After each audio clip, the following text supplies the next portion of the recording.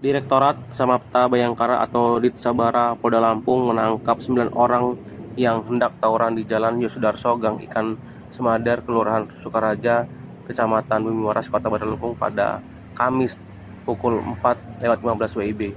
Danton Patroli Perintis Presisi atau P3 Ditsabara Polda Lampung, Ibda Johari mengatakan pihaknya menangkap 9 orang remaja yang hendak tawuran. Jadi 9 orang tersebut yang hendak tawuran diburu oleh tim dan akhirnya mereka tertangkap. 2 orang diantaranya membawa senjata tajam, yakni berinisial SR 21 tahun yang membawa celurit panjang atau kelewang, dan satu pelaku lainnya yakni ND berusia 17 tahun. Pelaku tawuran tersebut membawa sajam tersebut jenis busur panah yang berada di wilayah Kecamatan Mimbar tersebut.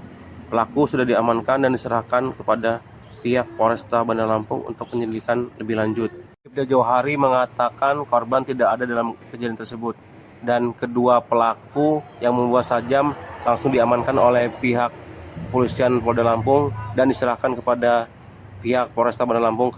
Ibda Johari mengimbau kepada orang tua untuk memperhatikan anak-anaknya yang mana jika belum pulang pada pukul 22.00 diharapkan untuk mencari dan mengetahui keberadaannya, karena sangat bahaya anak-anak atau remaja berkeliaran pada malam hari karena membahayakan bagi dirinya sendiri dan orang lain. Ya benar, jadi kami dari tim patroli presisi Ditsamapta Polda Lampung tadi pagi sekitar pukul 4.10 menit subuh telah mengamankan 9 orang yang diduga melakukan tawuran. Berikut dengan 7 senjata tajam yang kami temukan di lokasi, dan 2 diantaranya itu dikuasai oleh 2 orang pemiliknya, satu yang membawa celurit dan satu lagi membawa busur. Jadi saya berharap laku Danton P3 di Samapta Polda Lampung menghimbau untuk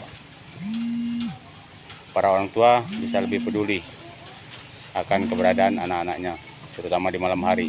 Apabila jam 10 malam belum ada kejelasan, kami minta para orang tua lebih memperhatikan posisi keberadaan anak-anaknya guna maksud agar tidak menjadi korban maupun pelaku kejahatan jalanan. Terima kasih.